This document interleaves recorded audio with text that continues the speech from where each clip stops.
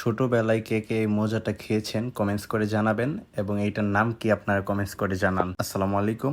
আজকে আপনাদেরকে সেই পুরনো স্মৃতি মনে করিয়ে দিচ্ছি। আমি এখন যেটা বানাবো এটা হচ্ছে কটকুটি। এটা আমি ফার্স্ট টাইম বানাচ্ছি, তাই আমি অল্প পরিমাণ বানাচ্ছি। আপনারা চাইলে বেশি করেও বানাতে পারেন। প্রথমে আমি দুইটা পেপার নিয়ে নিচ্ছি, এটার উপরে তেল দিয়ে দিব একটু ভালো করে, যাতে এটা না লেগে যায়। তারপর আমি এটা চিনির শিরা, যেটাকে ক্যারামেল বলে, ওইটা আমি বানিয়ে নিব। আসসালামু আলাইকুম। আপনাদেরকে জরুরি সেবা দেওয়ার জন্য আমি Brahmanbaria Hope diagnostic centre and hospital electrician নিয়েছি। আর Hope diagnostic centre and hospital এটা অবস্থিত ব্রাহ্মণবাড়িয়া পাইকপাড়া মিজান টাওয়ারে। আমার তরফ থেকে এইখানে সর্বোচ্চ ছাড় এবং ডিসকাউন্ট দিয়ে আপনাদেরকে সেবা দেওয়া হবে। এইখানে ডক্টরদের মধ্যে রয়েছে gynae doctor Mahfi doctor happy, এবং শিশুদের ডাক্তার রয়েছেন, আর গেস্ট লিভারের ডাক্তার রয়েছেন, এবং এভরিথিং সব ডাক্তার এখানে রয়েছে।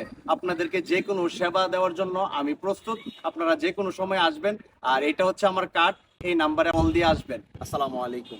প্রথমে আমি বলে দিচ্ছি, এটা আমি ফার্স্ট টাইম বানাইতেছি, তাই আমি অল্প পরিমাণ বানাচ্ছি। আর এইটা পুরোটাই হচ্ছে লাড়ার উপর রাখতে হবে। ছোটবেলায় কে কে এটা খেয়েছেন এবং এটা এখন পাওয়া যায় কিনা আমাকে একটু জানাবেন কমেন্টস করে। আগে কত খাইছে এটা। লাড়ালাড়ি শেষ করে পেজটি ফলো করে আসুন, আর ভিডিওটি ভালো লাগলে শেয়ার করে দেন। এটা আস্তে আস্তে লাড়তে লাড়তে এরকম একটা কালার আসবে। যখন এরকম একটা কালার আসবে, তখন আমরা যে খাওয়ার যে সোডা, বেকিং সোডা, এটা এখানে দিয়ে দিবেন।